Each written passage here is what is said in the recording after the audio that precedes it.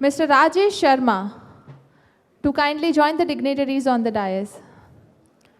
We are grateful to have you everyone here.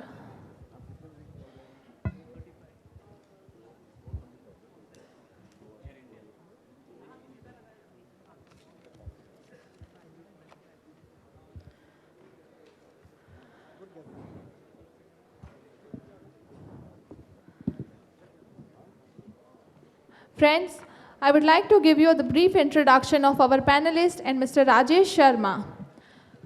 Mr. Rajesh Sharma, MBA from Faculty Management Studies, University of Delhi, a postgraduate in commerce, a fellow member of the Chartered Accountants of India, and having more than 30 years of post-qualification experience.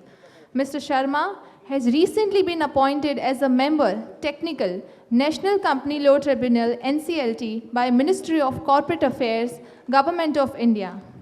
He took oath of office and secrecy on 4th July 2019 and has assumed his charge in NCLT Mumbai branch.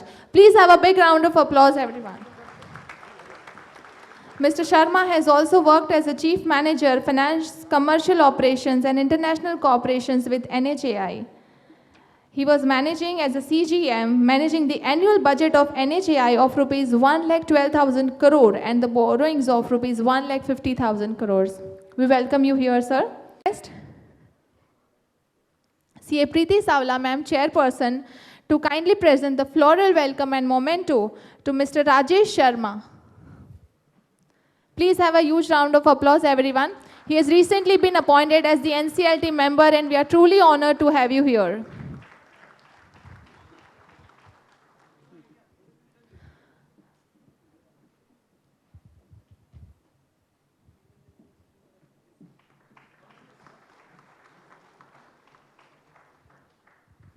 Would also request CA.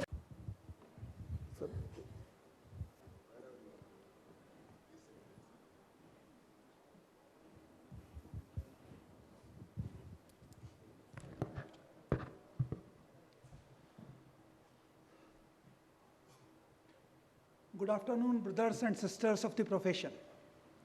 I really feel proud to be a chartered accountant first and then anything else.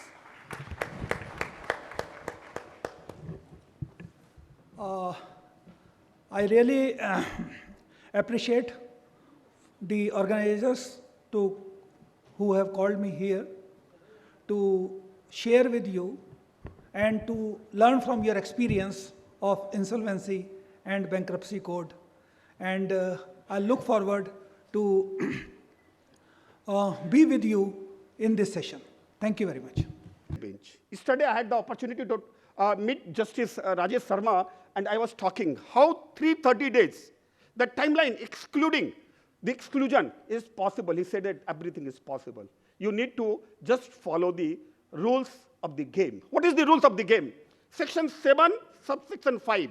If it is a financial creditor, it amply makes clear that you have to need to look at only 3 things. If those 3 things are there, it's a summary order. It's a summary order. Then RP has to do the rest of the thing. And he was just sharing with me how in one case he could conclude, though it was a financial creditor, it was a larger case, in 5 minutes he could conclude what it could be. There are a lot of things. Can I again take the privilege to invite Justice Rajesh Sharma, since he being a chartered accountant and in his core of heart, CA sitting, and the comment, one comment, probably majority of the IPs are CA. One comment Venkatu gave, that probably they are not competent. We should not take it in that inverted comma. That have a different meaning. Let us, can we hear from the mouth of, horse's mouth, judiciary mouth, because he has been there and he has been very aggressive. What judiciary expect from the professional? Over to Rajesh ji.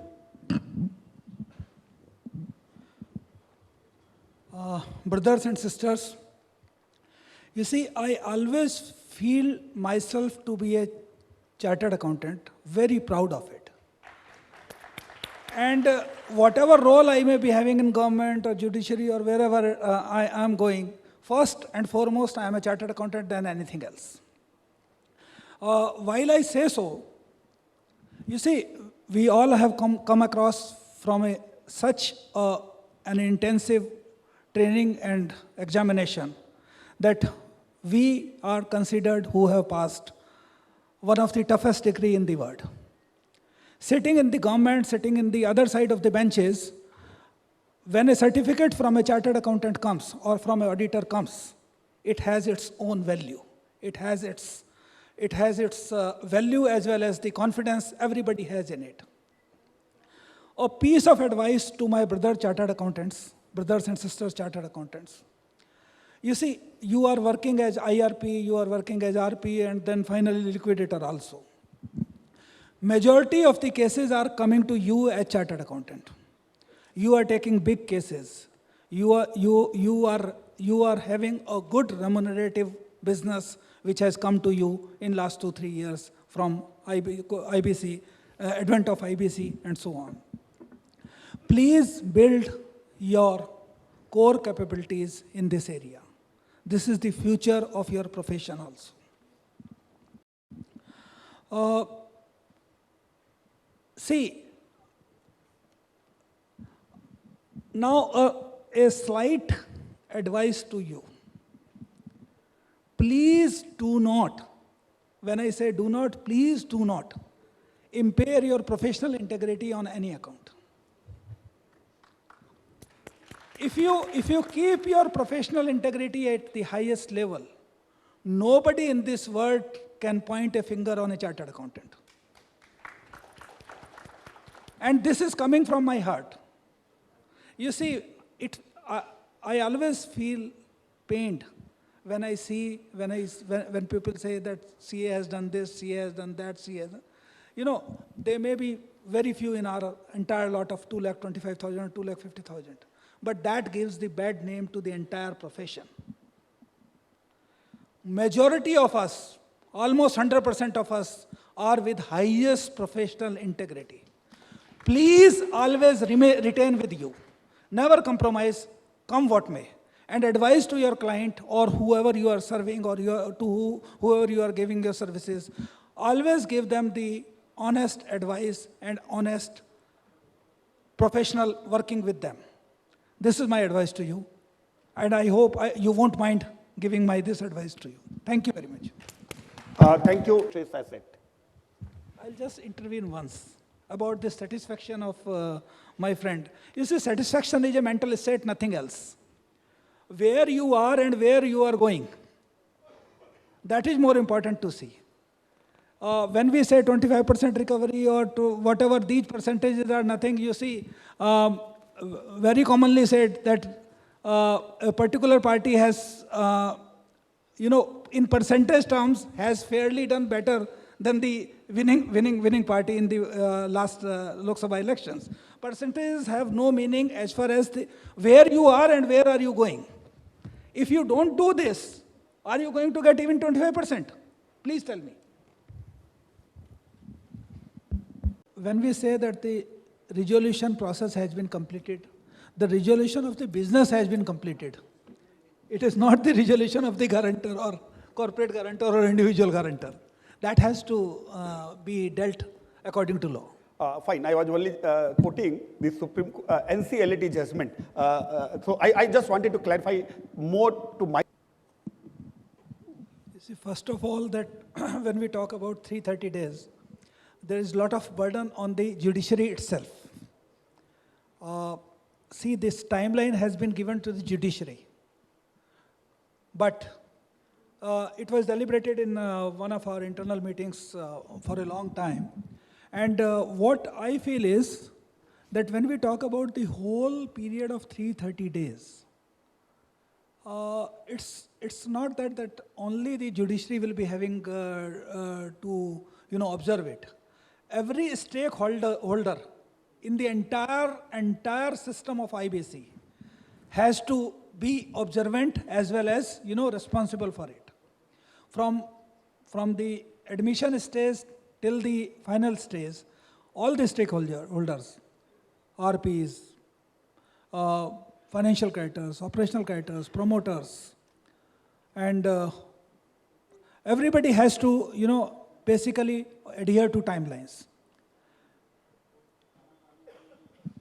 Thank you. Now over to organizers. But let me confess, probably this is one of the best panelists I have ever faced. Though I have handled or I have been in the panel of many, so my salute to all the panelists. Thank you very much. Over to organizers. Thank you very much all. I would request Drashti Desai ma'am to please present the vote of thanks. Won't take up much of your time. Thank you, Justice Sharma, for sparing your valuable time, your inputs and insights as a judicial member. And also your advice to the profession will be, I'm sure, taken very seriously. Your trust in the profession is also very well appreciated. Thank you very much. Next, I would like to thank Mr. Shroff for coming all the way down to Bombay and giving his valuable insight into various cases which are going on. I think people really wanted your views, and I'm sure everybody has really benefited from this. Mr. Pandey, for explaining the intent behind IBC and the various changes which have been brought about, and the way maybe the lenders can reorganize themselves to make the insolvency process more effective. I would also thank Mr. Bansal for sparing his valuable time and taking the angle of reconstruction